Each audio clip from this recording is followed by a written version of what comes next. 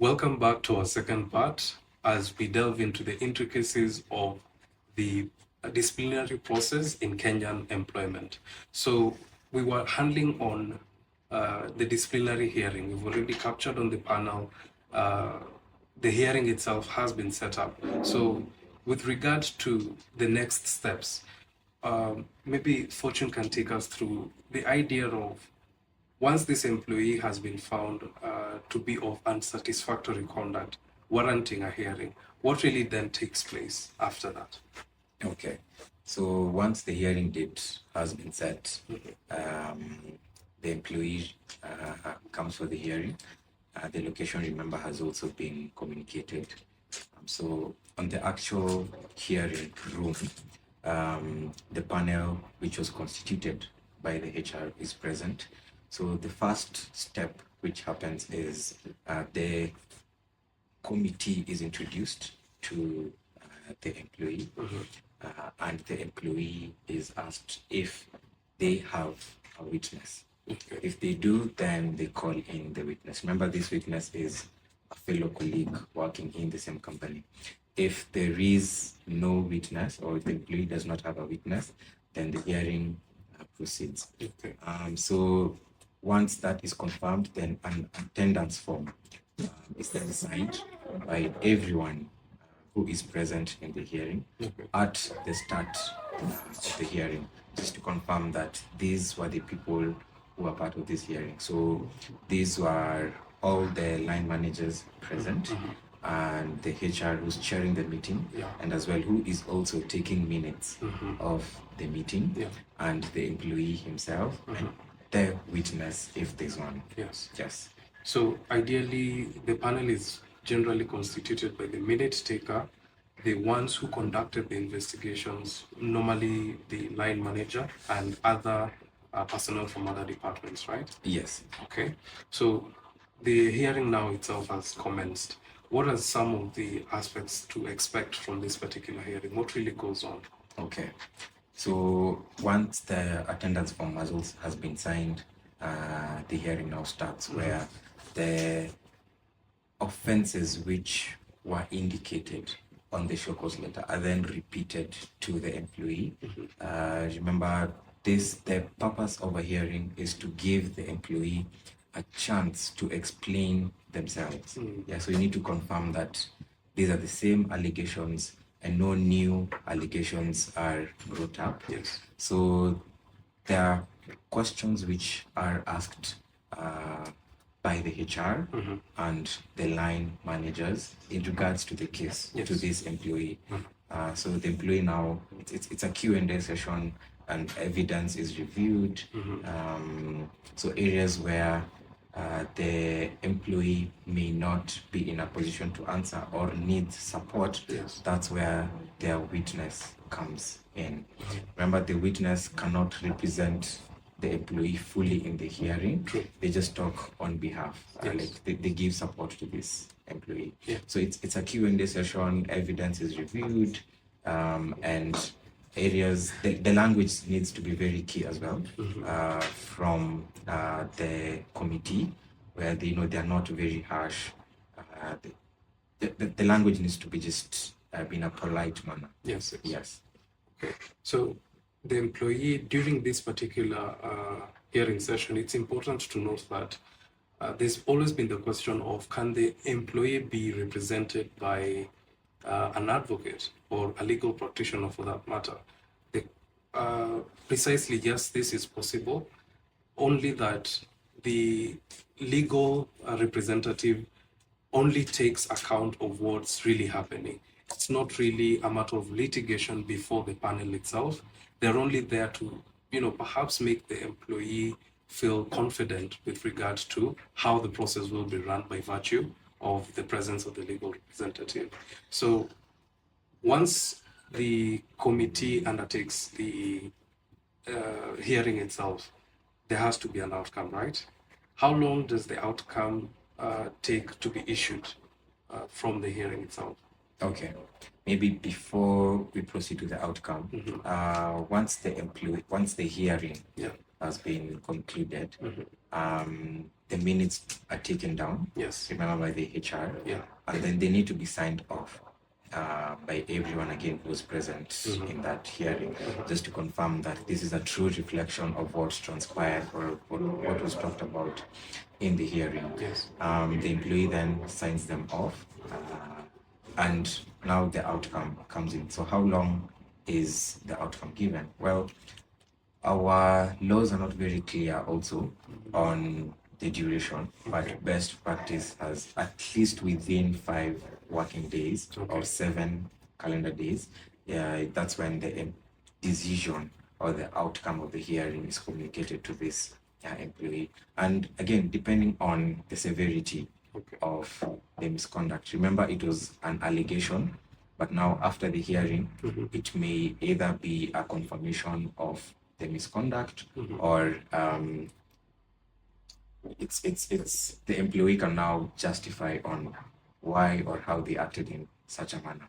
So the outcomes of the hearing, one may be a verbal warning may be issued to the employee, and best practice has it that a verbal warning is active for 6 months. The other outcome is a written warning. So this written warning will depend if this employee had a previous warning letter in their file. Probably they may have a first written warning, a second written warning, or a third written and final warning. So if they had no written warning, then this will be their first written warning. If they had a first written warning, then this will be their second written warning. If they had a second written warning, then this will be their third and final written warning. And if they had a third and final written warning in the file, then they will be liable for summary dismissal. The other outcome is a straight summary dismissal because of the severity. You have probably the hearing. The committee found that the employee was not able to justify some of the questions which the committee asked, or rather the employee was not able to answer, or for lack of a better term, the employee was found guilty on some of the misconducts or offenses. So those are the outcomes of disciplinary hearing. Yes. Maybe just to point out, there's also the aspect of what if the employee doesn't show up during the disciplinary hearing. So case law has been quite, vocal about the situation, in that if this particular employee was issued with a show cause letter, they already know what will be entailed in the disciplinary hearing.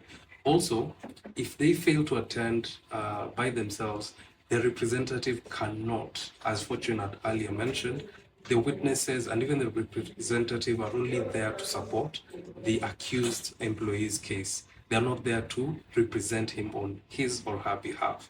So then the question will be, if this particular employee doesn't show up, what really happens? And the courts have readily provided that despite of their absence in the disciplinary hearing, the outcome itself will be considered, and the outcome will actually be communicated, as Fortune mentioned, within the best practice time lapse of about 7 days, where the employee will be notified of the outcome regardless of their absence for this particular disciplinary hearing. So then, also to capture with regard to the idea of summary dismissal, if this particular employee, the decision comes out from summary as that they need to be dismissed, does it have to be communicated, say, by the managerial team or the HR? Who really does it? Okay, so it's the HR who does the communication on the dismissal to the employee. I also recommend the HR to be the signatory of that letter. Because you will see the essence of that at the appeal stage.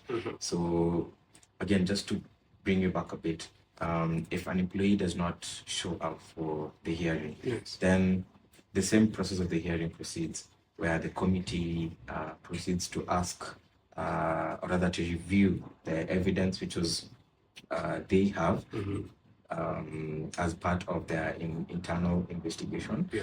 And again, minutes are still signed off. And like you mentioned, the communication of dismissal is then given to the employee. Yeah. Yes. And also with regard to, say, the notices in between, I'm for summary dismissal, there's no notice period.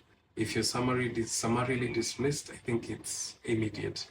Maybe with regards to the time scale in between this particular employee getting the final outcome, I note, depending on severity, they'll actually be under suspension, right? Yes.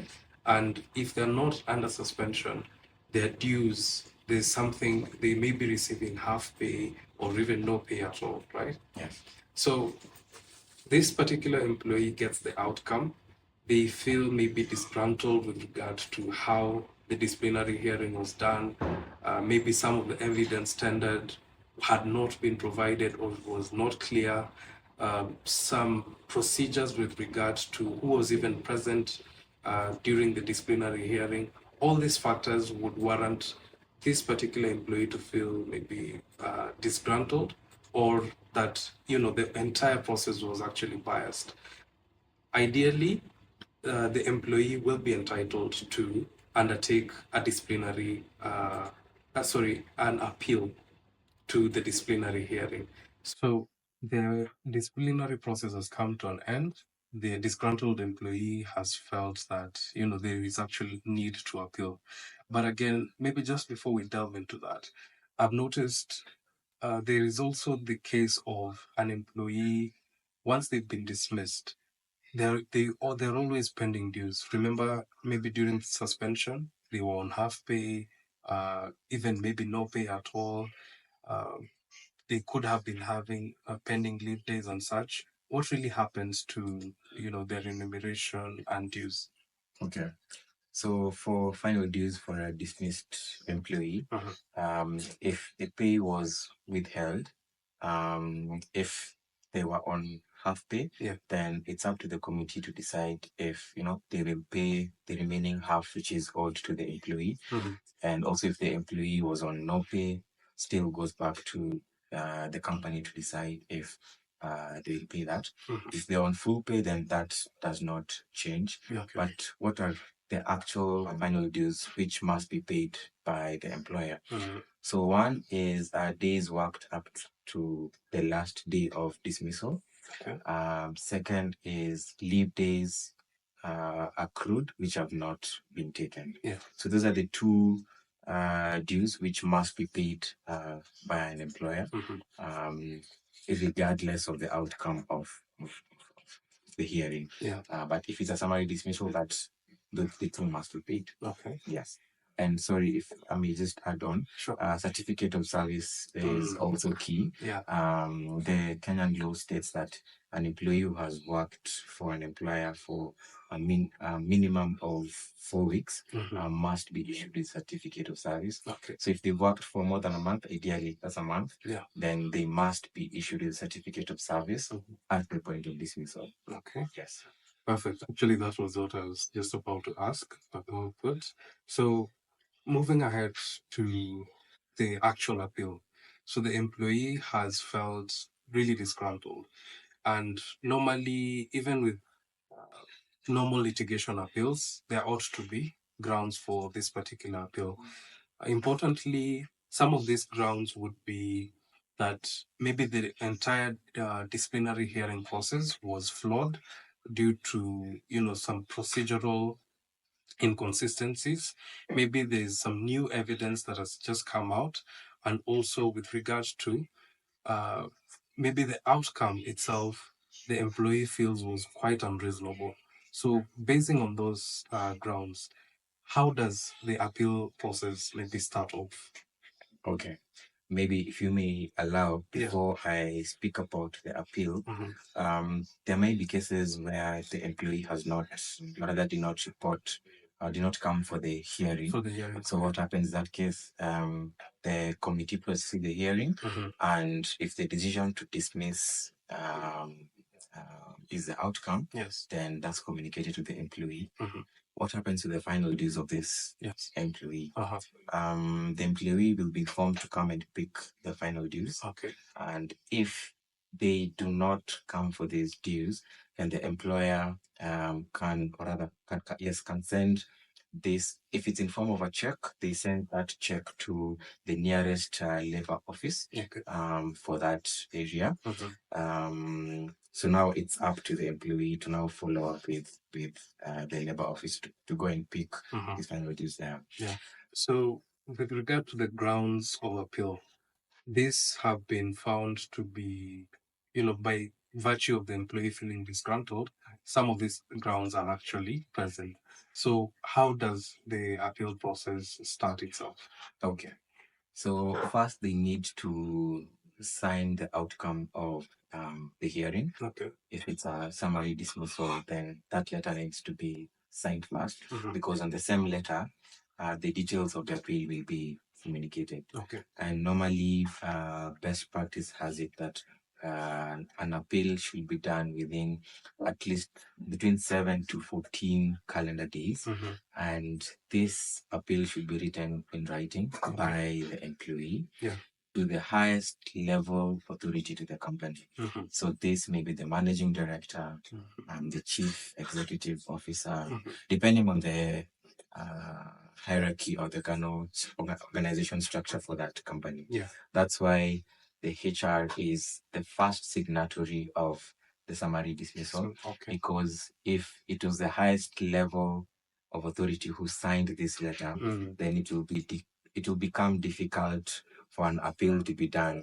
Probably again, if it's a well set up company, probably this appeal will go to the board. But then you find that there are some SMEs which do not have boards. The CEO, the MD is the highest level of authority. So that's the first step of the appeal process. Yes. So the appeal process has begun. The letter has been issued. I believe it is now on the onus of the employer to set it up. So I believe this also follows up with how the disciplinary hearing was still set up. Yes. But for an appeal to be done, there's certain factors to it. So one is the letter needs to be very clear on why you are doing the appeal. So one, first maybe there's new evidence which the employee has, and this evidence was not submitted in the initial hearing. That's the first reason. Second reason, the employee probably may not be comfortable with how the disciplinary committee was constituted. Probably there are some other factors which the employee also found to have an issue with the disciplinary committee. Yes, those are just some of the factors. Maybe you can add on a few if you need help. Sure. One ideally important factor to consider is also with regard to the reasonability of the decision. Maybe the employee would feel that the decision wouldn't have warranted their dismissal. So they come back with regards to what other disciplinary action would have been taken other than maybe the final dismissal from employment. Other than that, I believe we've captured all the precise grounds for an appeal. So the appeal stage has been set with regard to the place, the time. This has already been communicated in the notice. The appeal is being held. What comes into, the scope of this appeal process is the important note that the employee could have been dismissed or not. So the appeal might be for an employee who has been meted with a decision that has not led to their dismissal. What really happens? What are some of the decisions to expect, really? Okay. So once the CEO or the MD receives this appeal letter, the CEO constitutes a different committee, different from the initial committee on the first hearing. And in most cases, you find that the CEO, this MD, is also part of this committee. Yes. Yeah. Then again, the normal disciplinary process takes place where notice is given to the employee of the date and the location of this appeal hearing. A different committee is set, and a different chair is also present in that meeting. So the committee again may have they will review the case and come up with a decision, either to uphold the decision of the previous committee, or now to give a new outcome. Remember what you talked about, the warnings, the verbal warnings, the written warnings. Yes. Yeah.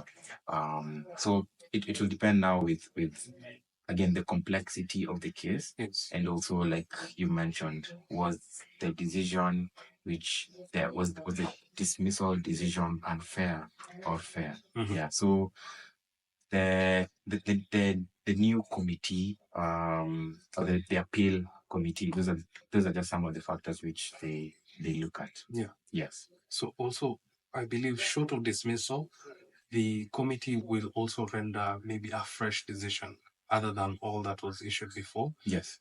This is aside from maybe dismissing this particular employee. Yes. So now that the employee has been reinstated back, this has to do with also the idea of what happens to their remunerations, their dues. They'll still continue as though it never really happened. Yes, yes. But again, of course, all these decisions will be kept on record with the HR office. And also, I believe a note will be reflected in the employee's file.